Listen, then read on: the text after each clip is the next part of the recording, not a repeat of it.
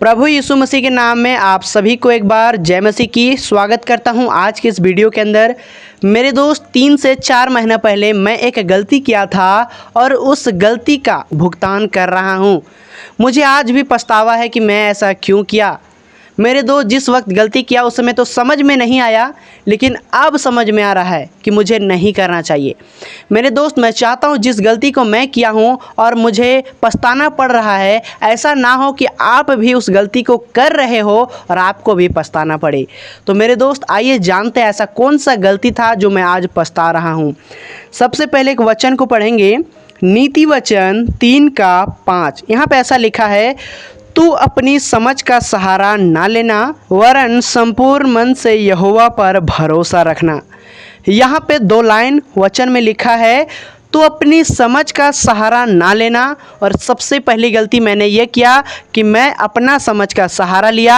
और दूसरी बात, वरन संपूर्ण मन से यहोवा पर भरोसा रखना, ये दूसरी गलती मैंने की। और वो कौन सी गलती थी मैं आपको बताना चाहता हूँ।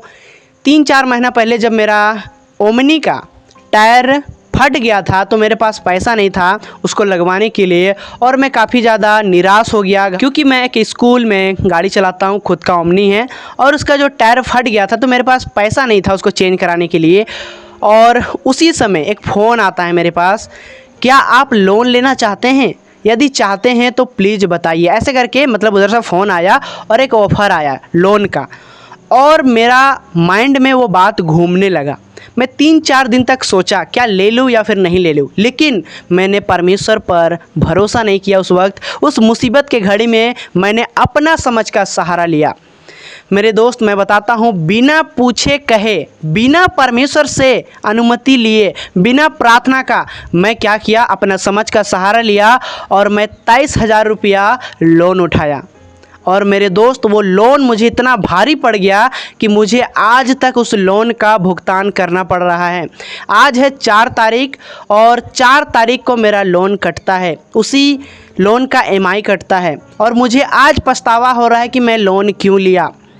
मेरे दोस्त आपके जीवन में भी कई बार परिस्थिति आता है, दुख आता है, संकट आता है, लेकिन मेरे दोस्त उस वक्त अगर हम अपना समझ का सहारा लेते हैं तो हम बुरी तरह से फंस जाते हैं।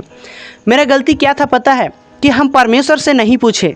हमको उस वक्त प्रार्थना करके पूछना चाहिए कि परमेश्वर मैं क्या करूं, मेरा साथ ये समस्या है, क्या मैं लोन ले लूं या फिर नहीं लूं। ऐसे करके मुझे परमेश्वर से पूछना चाहिए। लेकिन मैं क्या गलती किया कि मैं परमेश्वर से पूछा तक नहीं, और मैं अपना समझ का सहारा लिया और यहोवा पर भरोसा न रखकर मैं अपनी बुद्धि पर भरोसा किया, अपने समझ पर भरोसा किया, और उसका भुगतान मुझे आज भी करना पड़ रहा है।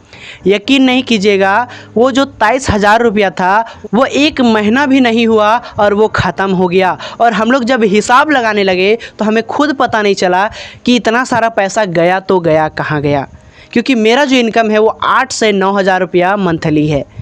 मेरे दोस्त मैं आपको बताना चाहता हूँ, यदि हम इसी वचन के अनुसार अगर लिखा है, यहाँ पे लिखा है, तो अपनी समझ का सहारा ना लेना।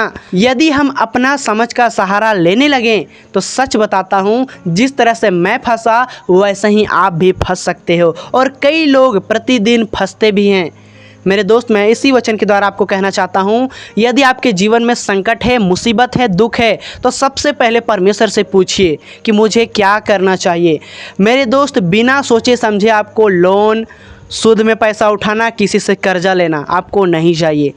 मेरे दोस्त जब परमेश्वर आपको कहे, जब आपको लगे कि नहीं मुझे लेना चाहिए, तब ही लीजिए। सोच के देखिए, एक टायर को बदलने के लिए, एक टायर नहीं था 2 टायर था, 2 टायर को बदलने के लिए मैंने पैसा कितना लिया, 23,000 का लोन। और मैं आपको बताना चाहता हूँ कि मैंने नया टायर नहीं लगवाया, मैंने सेकेंड हैंड टायर लगवाया।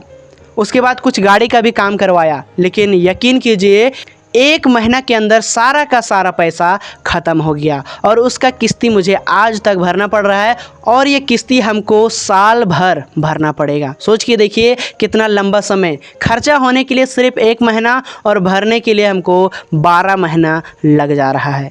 इसीलिए मेरे दोस्त, आप कभी भी अपने बुद्धि का, अपने समझ का सहारा ना ले, लेकिन अपना मन सिर्फ यहोवा पर, यीशु पर भरोसा रखें। उम्मीद करता हूँ आज की वीडियो से आपने बहुत कुछ सीखा है, बहुत कुछ समझा है। चलिए आज की वीडियो यहीं तक। आप सभी को प्रभु संभाले, आप सभी को बहुत तायत से आशीष दे। आप सभी को एक बार जय मसीह की।